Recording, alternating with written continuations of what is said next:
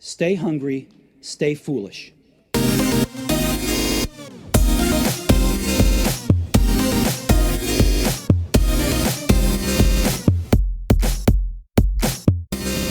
So now on the Innovation Show, we welcome Dr. Kelly Weinersmith, who works in BioScience department at Rice University and is the co-host of Science, Sort of, a top-rated science podcast. Her research has been featured in The Atlantic, National Geographic and BBC World. She is joined by her husband, Zach Weinersmith, who is the creator of the popular webcomic Saturday Morning Breakfast Cereal. His work has also been featured in a variety of publications, including Economist, Wall Street Journal, Slate and Forbes.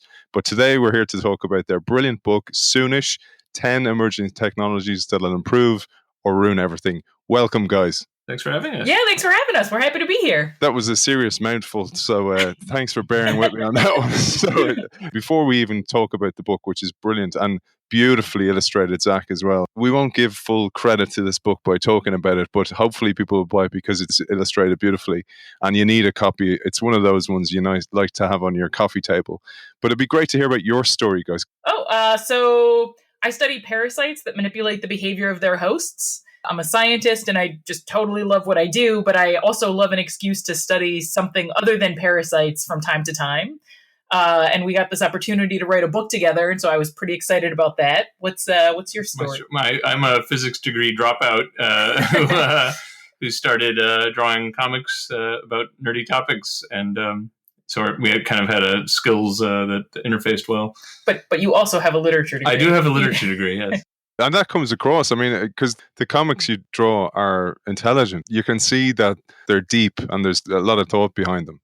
Well, thank you. And that obviously leads to the book as well. And how did you meet? Was it some science camp or how did you guys meet? We met on OkCupid over a shared love of free dating sites, I guess. So, What is that? What is OkCupid? Oh, it's just like a algorithmic thing. I think they're pretty common now, yeah. But back then, it was mostly nerds. I think back then. Huh? Have you seen the episode of Black Mirror that is about the algorithm on the dating app?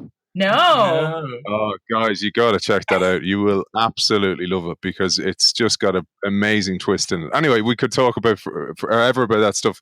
Let's get into the book because we're under a bit of time pressure. You guys have to go and pick up your kid. Let's talk about the book. So you signal 10 emerging technologies. And I think this is really interesting because usually on the show we go deep on a topic, but you've given a really nice way, a graphical way to explain and give people a toe in the water of 10 different technologies. We might touch on those today. So let's start with space exploration and this idea of space elevators. Sure. So the idea behind space elevators is that right now it's really expensive to get stuff into space. So the most average estimate that we got was that it's about $10,000 per pound of stuff to get it up into space. So until we can get that price way down, we're not going to get like Space Trek or Star Trek. Space Trek. My nerd cred just exploded. Yeah, you're gone. This is over. I just throw it in the towel. Yeah, Space Wars. Anyway, we're not going to get big, ships that travel through space until we can get those prices way down. And so there's this far off idea called the space elevator, where if we can get it to work, the projections are that you could get stuff into space for about $250 per pound. So way, way down. So the idea is that you have a platform. Most ideas for the space elevator have it out in the middle of the ocean. Then you have a long space cable through which a space elevator goes up. And then you've got the long cable attached to something like an asteroid as a counterweight that sort of tracks the movement of the Earth so that the cable doesn't wrap around the Earth. And so, this idea is pretty neat, but there are a couple different challenges. One of them is how do you beam power to the space elevator to keep it going? And there have been a number of different competitions for how to do that. And that seems to be a problem that probably is tractable enough that we'll be able to solve it. But the problem for the space elevator that seems the most difficult to solve is the problem of the space cable, the cable itself. So if you want to make a space or a cable that can actually hold a space elevator, it needs to be incredibly strong, but also incredibly lightweight. And it turns out that's very difficult to do. And so for a long time, the research on space elevators kind of stalled because it wasn't clear what that material would be. And then carbon nanotubes were discovered in a completely different field. And carbon nanotubes are essentially just a configuration of carbon where, it's in the shape of a tube, not surprisingly, and they're incredibly strong and might actually be strong enough that you could use them to make a space elevator. But anywhere there's a weakness in a carbon nanotube, the whole thing becomes much, much less strong. So like tiny little defects in this cable can make it like weak enough that anybody who was on the elevator would have a really bad day. And this cable has a couple other issues, one of which is that if it ever gets struck by lightning, that would be the end of the cable. And the solution to this problem is really unsatisfying. The solution, which was told to us by Jason Derliffe of NIAC, the NASA Innovative Advanced Concepts Group, the solution is that there is a place in an ocean, I think the Pacific Ocean, that has never recorded a lightning strike. And so you would put the space elevator there Nice. and hope that it never records a lightning strike in the future, which is a very unsatisfying solution to me, I think. Yeah. And so one of the interesting things we discovered while researching this book is that a lot of times something that holds a technology back is something that you wouldn't have anticipated. And one of the things that seems to be holding the cable back is economics, which is to say that the research on the cable for a long time, the carbon nanotubes kept getting longer and longer. And then at about 1.5 feet continuous length, it seems like that met a lot of the terrestrial needs for carbon nanotubes, and research sort of slowed, and we stopped getting to the point where we felt like we could get, we would maybe eventually get cables that were 62,000 miles long, which is what you would need to make the space elevator work. And so it looks like economics for the current uses of carbon nanotubes, the purposes have pretty much been met. And so those tubes aren't getting longer. And maybe you've heard estimates that carbon nanotubes are 1 meter or so long, but those aren't one continuous tube. That's a lot of tubes that sort of stick together. And that's still very strong and meets a lot of the purposes for what we need carbon nanotubes for on Earth. But that would not be strong enough to hold up a cable. You need a continuous cable in order to hold up the space elevator. Gotcha. And Zach, is that the picture on the cover of the book? Yeah, potentially it would look something like that. We actually have a little app you can do. It's like an augmented reality app that'll show you a sort of cartoonish space elevator rising out of the cover. When I was reading this, I was kind of going, my kids love playing on the elevator in the supermarket. This would bring it to a whole different level. Dad, we're just going on the elevator. We did a science comedy show, and a friend of ours pointed out that the elevator awkwardness would be really bad because it takes like a week and a half to get to the top. So you have to make chit chat for a full 128 hours or something. Yeah, this was Joel Watson. Yeah. It was hilarious. and the music, the music. Oh, yeah. Yeah, you'll hear a repeat after an hour. That's what's going to kill you. Yeah. In the same chapter, you talk about the idea of asteroid mining, and it'd be great to share that with our audience. Sure. So the basic idea of asteroid mining is that you go to the asteroid belt, or you capture a rogue asteroid, and you can just harvest the metals and other substances in them. And so one thing you should realize at once is that asteroid mining wouldn't look like mining on Earth. Mining on Earth is a matter of digging down. Asteroids are often what are called rubble piles. They're sort of collections of rocks and dust. So it's really more of a harvesting process. The other important thing to realize is that pop science reports notwithstanding, probably the utility of asteroid mining is building in space, not bringing stuff back home. And the way to think about that is, even if you have a paradigm where you have a space elevator, it's still quite expensive to go out, get stuff, bring it back to Earth. And it's especially expensive when you compare it to the fact that you can just dig in the ground.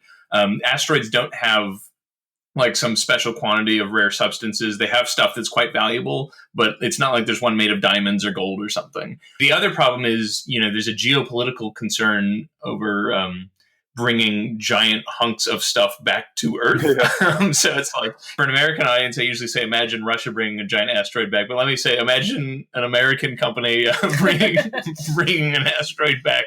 How comfortable are you with that? Because, if you drop a 20-ton object towards Earth and say it's made of metal and it can survive re-entry, that's pretty close to dropping a nuclear weapon. In fact, we say it's worse than a nuclear weapon because a nuclear weapon is a mechanism that you can destroy, right? So if there's a nuclear missile inbound, in theory, you can hit it with a laser or you can thwack it and break it. if there's just a giant object moving at high speed, it's going to release the same amount of energy as a nuclear weapon, but there's really no way to stop it without, say, using nuclear weapons or something in the atmosphere, which is not, a great option. So that's a serious concern. The other thing to realize is that asteroids, as I said, are made of like the same stuff we have down here. And in fact, they're made up frequently of stuff you might want in space that would be very valuable in space, like iron, oxygen, water, and a couple other compounds, like silicates, so you could make dirt, which is nice for growing plants. And so, the big expense of putting a Star Trek style ship into space is just getting the stuff boosted.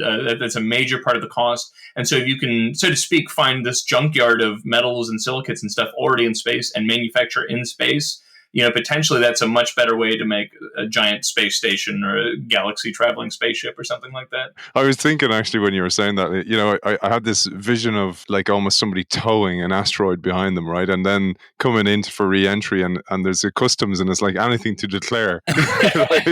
Yeah, sure, I have this thing here. It's nothing to worry about. It's fine. Yeah, don't worry about it. Yeah. It's a serious problem. I actually don't know. I feel like there's just not a solution because it's Newtonian. There's probably not some magic technology we're going to develop that makes it safe to do that. You'll have to require your governments of the world to get along and behave, which is complicated.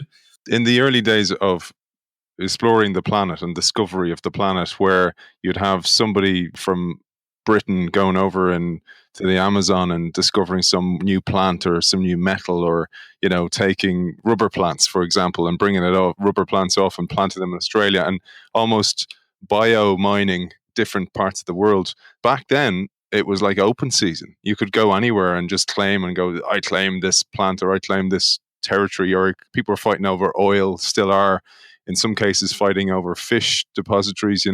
Imagine space was open for grabs. I mean, I feel like one big difference is that lots of times when explorers go somewhere and then say, oh, this is mine, what they're saying is, this is mine, and yes, there are people who have lived here for hundreds of years, but I'm going to pretend that's not true. Whereas when you go to space, there's no pre-existing culture that's going to be exploited, as far as we know. True. It's open season, in fact, for Earth people. It's like, that's space is fair game. Earth is all taken now, but space is fair game. An interesting sort of first way to think about that is Antarctica is kind of this weird legal zone, but it's kind of okay because nobody wants Antarctica, really. And so space is kind of like that. So, Elon Musk wants to go to Mars and NASA wants to go to Mars, but it's mostly because it's nifty. There's not there's no giant pile of diamonds. We're very unlikely to discover some sort of useful life form. It's mostly just sort of human tendency to want to explore things. If that changes at some point, if it gets, say, very cheap to go to space and then somehow that makes it valuable, or if someone figures out a way to turn Mars into a very livable environment, that will change things. And that you can imagine a sort of, scramble for colonies like there was 200 years ago. And it's actually, I would going back to the kinetic explosive thing, it's really much more ominous because it's as if all the colonies you're scrambling from overlook Earth from a weapons standpoint. Because one thing we discussed in the book is if you want to throw something from the moons of Mars to Earth, it actually takes less energy than throwing them from Earth's moon to Earth because, in open space, it takes no energy to keep moving. If you say control one of the Martian moons, it's a really good weapon launching point if you want to do mean things to Earth. Which unfortunately mankind always discovers how to. But I was thinking there, Antarctica is like in the box of chocolates, that chocolate that's always left over that nobody wants. It's like, you can have that one in that wrapper. Nobody wants that one. I mean, the ecologists want Antarctica as someone who knows people who work down there. But yes, I think a lot of the companies are not so interested in Antarctica. You're like, this is Parasite City over there. Like, I could do some serious damage with Antarctica. There's a lot of animals with very interesting adaptations living down there, that's for sure. But So there. We'll move on because programmable matter is a fascinating one. And I wanted to tell you this invention I came up with about 20 years ago. I wrote it down I have an ideas book and I always wrote it down. I called it the Line King, right? The Line. And the idea was that it was a washing line that would adapt to weather conditions. When it started to rain, it would take the clothes in. That kind of idea was the thing. And it was like the Lion King, based on the story. And then I was like reading this chapter and I was like kind of going, well, this kind of makes my idea really. I'm glad I didn't sell everything and invest in that bad boy, because programmable matter changes the game. Well, I mean, that sounds like 4D printing. You should contact Skylar Tibbetts and tell him about the Lion King. Which is an awesome name. The general idea behind programmable matter is that like the hardware stuff in our lives could be doing more for us. So your computer can do nearly infinite things, but wouldn't it be great if your bike could turn into a chair, could turn into your cell phone, could turn into like a plate when you need it? And the idea, like the field of programmable matter is very diverse, and it ranges from things like 4D printing, where you essentially print something that reacts to the environment. So it could be a clothesline that when it's wet, curls up and pulls all of the laundry back into your house, which I would love. Skylar Tibbetts at MIT has created a straw that has printed joints in it, where if you put it in water, it folds up into the letters MIT. Nice. Yeah, right. So that's cute at the moment. But the idea is that you could, for example, surround your house in these special 4D printed materials. And, maybe you would have panels that respond to light or humidity and change their configuration in such a way that it helps you control the internal environmental conditions in your home with zero energy expenditure. So maybe you could keep your house cool because when the light was coming a certain way, it would change the material would change its shape to keep the sun from coming directly into your house, and that would help you keep your house cool. And then there's a lot of little steps in between, and then the very far off vision is called the bucket of stuff. This was created by Dr. David Duff. And essentially the idea is that you would have lots and lots and lots of tiny little robots that would communicate with one another so that you could say to the bucket, make me a screwdriver. And it would make you a screwdriver that was, firm enough that you could use. And then you could say, you'd put the screwdriver back, it would dissolve back into the bucket. And then you could say, make me a plunger. And it would make you a plunger, which would be an amazing feat because not only would it need to have a hard handle, but it would also need to have a flexible cup. And, achieving those two materials goals with the same robots would be complicated. Or maybe you could even just say, I'm sorry about the problem over there, robot, but do what you got to do to fix it. And then the robot could solve the problem on its own.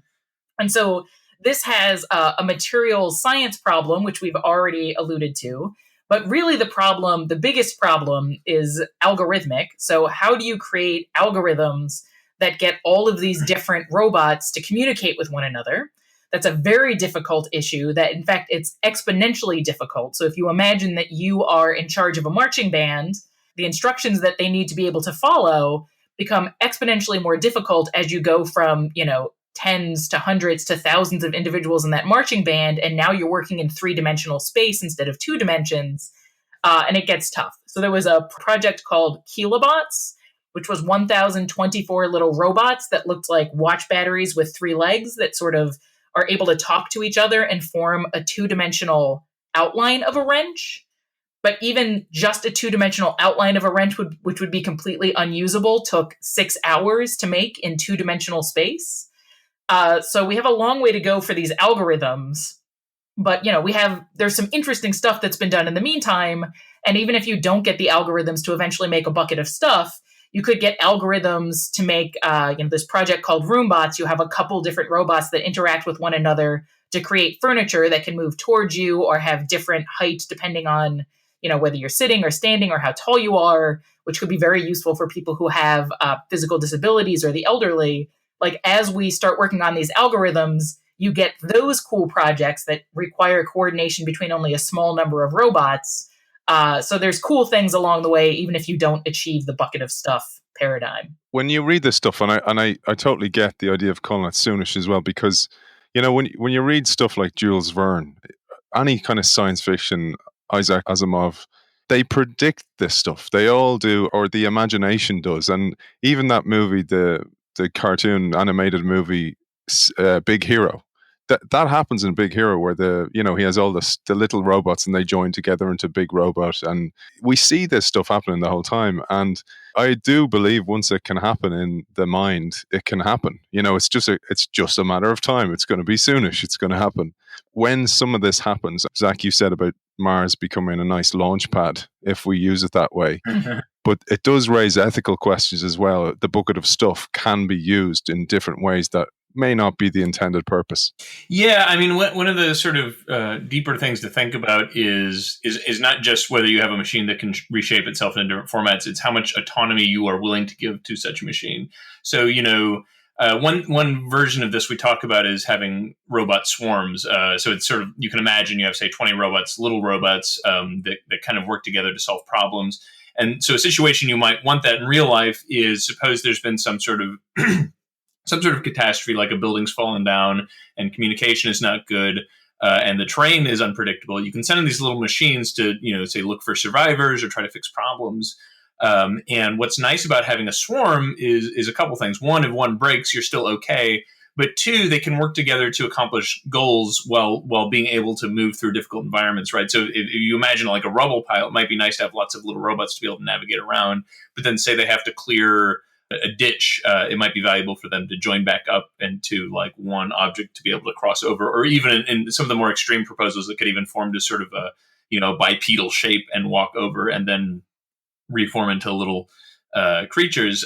So in an ideal version of this, you don't tell it exactly what to do all the time because it needs to act quickly, and it's just kind of hard for a human to imagine operating 20 independent little robots. So what you would like to be able to do is say, look for survivors and solve the problem, and get them out or whatever it is. But yeah, as Asimov pointed out in iRobot, it can be tricky to sort of tell a robot exactly what to do and be sure of what the consequences are. So one of the AI concerns people have is that you'll have some all-powerful AI and you'll tell it to do something like optimize human happiness, and it'll say, I just need to kill some people to get some happiness for these people over here, and so it'll start behaving in a way humans don't recognize as just or ethical in order to achieve some goal you've programmed it to have. These are big concerns, and this is what worries me, that our news feeds are filled with absolute crap like Kim Kardashian and Jersey Shore, and kids are more concerned about how they look because of what that's doing to them, Instagram Nation, all this kind of thing, while these amazing technological trends are happening, but they're nowhere on the newsfeed. These are things that will affect the future of humanity. And the other thing is then in governments. I mean, who in government are you trusting to be dealing with this or asking those ethical questions? I know there's some bodies set up around AI, for example, starting to look at it, the future of humanity and that type of thing. But it's a concern. One of the things that really concerned me while I was doing these interviews and really surprised me while I was doing the interviews for this book was how little the people who are working on these technologies seem to be thinking about the negative implications. So I would ask, as part of every interview, how could the technology that you're working on really mess stuff up for society or make our lives less good? And maybe a lot of people didn't want to tell me that because they didn't want their technology to be portrayed in a negative light. But a lot of them told me they hadn't thought about it in a way that I believed them when they said it. And I, part of the reason that they gave for having not thought about it is, there are people who have degrees in bioethics. There are people whose job it is to figure this stuff out. There are policymakers who should be making decisions about these things, and it's not really my job. And to some extent, I agree. As an academic, I understand that we're already wearing lots of hats, and a lot of those hats are things that we weren't necessarily trained for. And none of us are many of us are not also bioethicists with appropriate training. But it seems like if you are not thinking about it, you should at least be contacting people who can start thinking about it before the technology rolls into our lives. And there will be a lag between when you can make policy to make sure that the technology is used in the best way possible and when it actually makes it into our lives. So I think it's not just the kids on their iPhones who are not thinking about these things. I think it's also the people who are working on it who are not necessarily thinking these technologies through all the way. And that made me a little nervous. I have a further concern, which is whoever's programming the AI is programming it with initial bias. I mean, that bias is going to be baked in from day one. I don't know if it's cultural or if it's just sort of an aspect of the process of doing engineering, which is when you have a problem that's so exciting, and I think we're seeing this kind of fall out with Facebook now, when you have something you can do that's super exciting, like get big data on 3 billion people, I think there's a tendency in the sort of engineering mindset to almost say, like, I'm willing to do anything, like screw the privacy. Like, this is such an exciting technical problem. When Teller and Ulam were working on the fusion bomb, the story is when J. Robert Oppenheimer heard about it, he was opposed to it in principle, but he said it was so technically sweet, you could almost, I think that was the phrase he used, it was like you would want to do it just because it's so interesting that you could make a fusion bomb. And so I think there's also just a general aspect of the sort of science and engineering mindset that lends to the creation of things, maybe without thinking too hard about the dangers that may follow.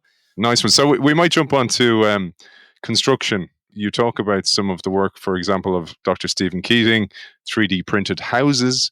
It'd be great to touch a little bit on this. Sure. So we have a whole chapter on different ways of doing what's called robotic construction. So there's some ways that are maybe a little more obvious, which are like you could replace construction workers with machines that just kind of do all the jobs a construction worker can do. So to step back a minute, like a construction worker requires a lot of variable know-how, and in particular, it requires a lot of things that are kind of hard to explain to a computer. So we use the example of laying bricks and mortar, which seems like a pretty rote task, like a pretty straightforward thing. But it turns out, if you actually watch what a construction worker is doing, what a bricklayer is doing, they have to do things like assess the viscosity of mortar, which changes over the course of a day and is subject to, climate conditions, humidity, and temperature and so forth. And then they have to somehow analyze that and then still slop on the exact right amount and place the brick with just the right amount of pressure. It's actually a pretty delicate job. So we're just now getting to where there are machines that can do this, but it's pretty tricky. But so the idea is then you can imagine a sort of robot arm or a couple robot arms on wheels that can perform the various tasks like bricklaying or even in some advanced version like, cutting marble to make statues or columns and that sort of thing.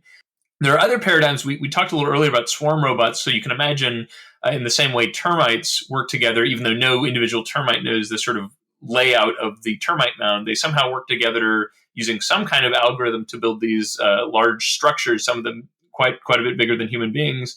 And another paradigm is 3D printing. And so you can imagine this is really just like a gigantic version of the 3D printer a few of the nerdier members of your audience might have at home. It's a sort of gigantic gantry, just a huge structure, and then it's got a huge extrusion tube that can shoot out a substance that is not technically concrete, but kind of behaves like concrete. But it has to have the special qualities that can come out of an extrusion tube and then dry and then be fairly stable and have structural integrity. And the gantry might also have some kind of gripping device so that it could do things like lay steel into the layers of concrete or plumbing or electricity or internet cables, that sort of thing. And the idea is you can imagine a gantry just shows up at an empty lot and lays a slab foundation and slowly builds up a house piece by piece, laying in the plumbing and everything. And part of what's exciting about that version is that in theory it could be done in like 24 hours for the cost of parts.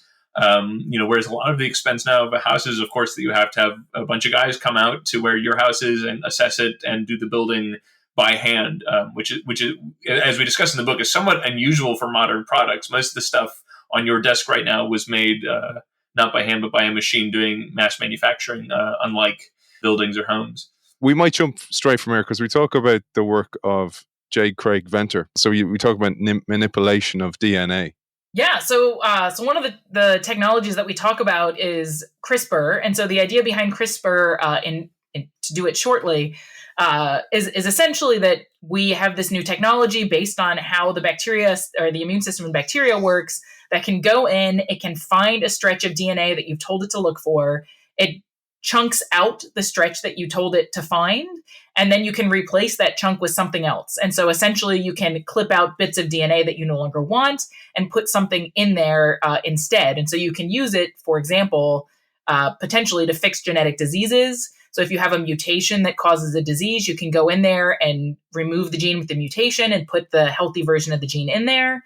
And then, there are concerns that one day you could use this to decide your kid's IQ or their hair color or their eye color.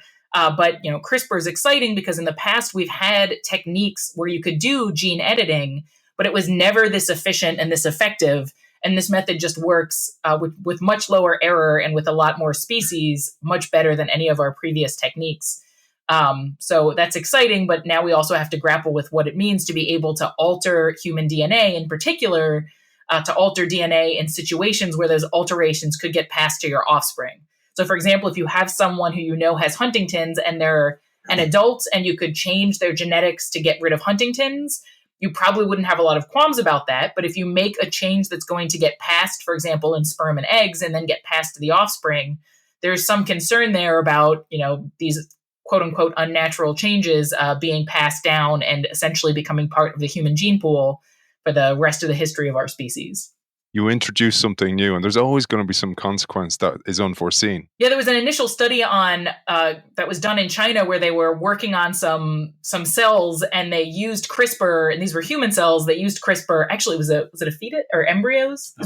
I think these were very early stage embryos, but don't quote me on all the details. My memory is not 100% on this. But anyway, whatever they were looking at, what they found was that there were a high rate of errors where CRISPR cut in places where they didn't want it to. And even if the error is, 0.01%, when you think about all of the cells in a human body, that could end up being a lot of errors that could have, big impacts on the quality of that person's life if they can survive with those errors at all. And a thing to add to that, so like a big concern people have is like, are we going to start engineering like where everyone has an IQ of 150 or whatever? And the thing to understand about that is something like intelligence is very polygenic. It's probably many, you might literally have to make thousands of gene edits to get that effect. So the error rate is whatever it is, 0.01%, but you have to cut, 1,000 different times. It's going to be a very difficult thing to do in the near term.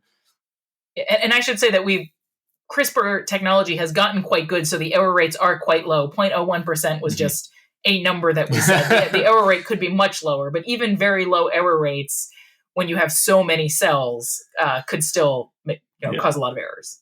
Yeah, and I found this one interesting. You tell us that malaria kills 500,000 people a year, but with these technologies, we can now program the DNA of mosquitoes to remove malaria. Yeah, so the idea here is that you can essentially make mosquitoes resistant to malaria by editing genes in the mosquitoes and giving them, for example, immune system genes that are really good at helping the mosquito combat malaria so it doesn't get infected and then pass it to people.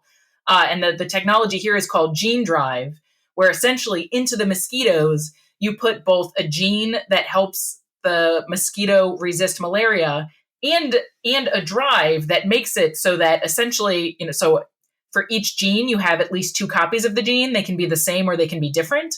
And when you have gene drive, essentially what the drive does is it destroys the version that's different than the gene version that it's associated with. And then when you destroy that version, what the organism does is it replaces it with the other version that isn't broken. So essentially you end up with an organism that can have 2 different versions of a gene, but after the drive acts, both of the versions are the same, and both of the versions are the version that the scientist wanted the mosquito to have. And this drive acts in subsequent generations. So if you put a mosquito into the environment that has this drive, all of its offspring are going to have 2 copies of the gene that were attached to the drive in the original parent. And then it can pass through, and essentially you can fix a version of a gene that you gave to the mosquito throughout the population, provided, the organism that has the gene drive is able to survive in the environment and acquire mates. That's fascinating. Really, really is fascinating stuff. Zach, you mentioned there the IQ becoming 150 because of this work, but I was thinking to myself, no, you don't even have to think of this world for that. We've dealt with that over here in the world of brain interfaces. Yeah, so this was one of our favorite chapters to write. So it's called Brain-Computer Interfaces, and it is what it sounds like. It's just trying to figure out ways to get your brain to talk to a computer and vice versa. And it turns out it's actually quite a tricky problem because obviously, the brain was not designed with a USB port. In fact, on a deeper level, we don't even know if that's sort of a meaningful question to ask. I think in modern times, we tend to think of a brain as something like hardware and software, but it might just not be that simple.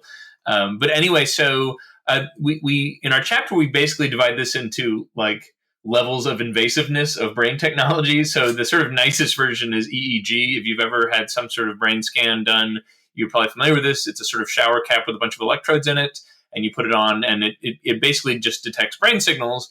The limitation is you can only detect like major brain behavior, like 50,000 neurons doing something together. So as an analogy, you can imagine aliens are trying to figure out what a city does, but they can only see events with at least 50,000 people. It's not no information, but it's something big has to be going on.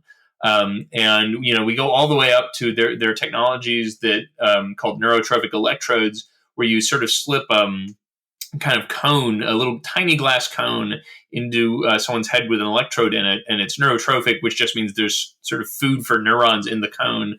And so the neurons grow inside the cone across the electrode, and now you can detect signals directly from those neurons, which is really exciting. There's a story that we have in the book about a guy who, on an illegal basis, installed this into his own brain. He was actually the inventor of it, but that's a whole separate story.